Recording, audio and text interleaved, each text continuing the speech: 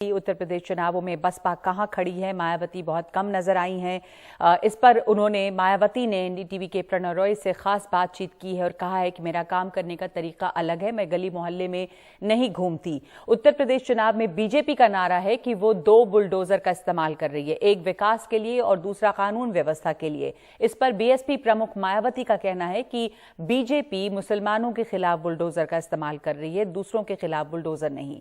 मायावती के साथ डॉक्टर प्रणव रॉय का ये एक्सक्लूसिव इंटरव्यू।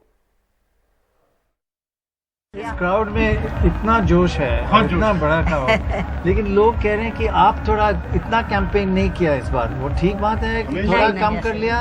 मेरा अपना देखो काम करने का मेरा तरीका होता है। जी हाँ। जब मेरा पहला प्रोग्राम आगरे में हुआ था, मैंने उस दिन बता दिया था, पूरे देशवासियों को बता दिया था, क्योंकि हम दूसरी पार्टियों की नकल नहीं करते। ना मैं कभी रोड शो करती हूँ, ना मैं गली मोहल्ले में जाती हूँ। हमारा काम करने का तरीका, मान्यवर श्री कांशीराम जी ने अपने लोगों को कैडर के आधार पे लोगों को त्याग किया। तो हमें दूसरों की नकल नहीं, बल्कि अब तो दूसरी पार्टी के लोग हमारी नकल कर रहे हैं धीरे धीरे, जो ऐसा लग रहा है। तो ऐसा नहीं है, मतलब तो हमारा जो है काम करने का तरीका पूरे साल भर, मैं बताना चाह रही हूँ, ये कोरोना बहुत फैला, पूरे साल भर केवल मैं 2 दिन के लिए, जब मेरी मदर की डेथ हुई थी तब मैं गई थी। पूरे साल भर मैं लखनऊ में रही हूँ और पूरा मैंने मेहनत की है, मतलब, और ज़मीनी तौर पर मैंने वर्कर को समझा है। और इस बार कैंडिडेट का सिलेक्शन भी मैंने सर्व समाज को ध्यान में रखकर, और वो जीतने के बाद लोगों के लिए काम करें, ये सारी चीज़ों का मैं खुद इंटरेस्ट लिया है।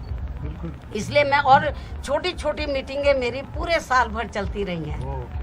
मैं दफ्तर में मीटिंग लिया, अपने दफ्तर को, अपने रेजिडेंस को दफ्तर बना लिया। तो मैंने छोटी छोटी मीटिंगें वर्कर के लिए। 9 अक्टूबर को 5 लाख से ज्यादा लोग थे, और 9 अक्टूबर को मान्यवर श्री कांशीराम जी की पुण्यतिथि थी। 5-6 लाख के करीब लोग थे, लेकिन लोगों को नजर नहीं आते। 7 सितंबर को। हाँ। और एक और चीज लोगों कह रहे हैं कि बीजेपी और आप थोड़ा तालमेल है। कुछ है। नहीं आपका अब ये तो विरोधी लोग बोल रहे हैं ना, ये जो विरोधी पार्टियां हैं, ये खास तौर से समाजवादी पार्टी, उनका तो इतना बुरा हाल है सपा का जो है।